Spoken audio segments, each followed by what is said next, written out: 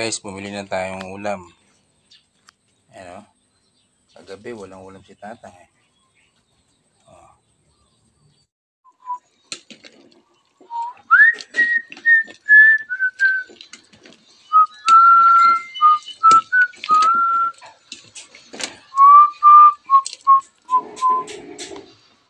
Tatang ha, sinigang na yan ha.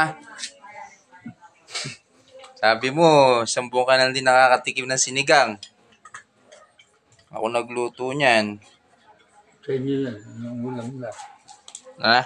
Ayan silang ulam doon. Ayan o. Sarap na ito. Ayan, pinagluto ko yung lolo ko ng sinigang. Sabi niya kasi kagabi, 1 buwan na daw siya hindi nakakatikim na may sabaw. O ayan. Natupad ng kahilingan. Sabaw. Oh, sarap. Pag talaga ako nagluto, sobrang sarap. Hindi yung tinipid yung mga ingredients. Ayun, no? Kompleto. Oh. Tang. Ayan, pakabusog ka.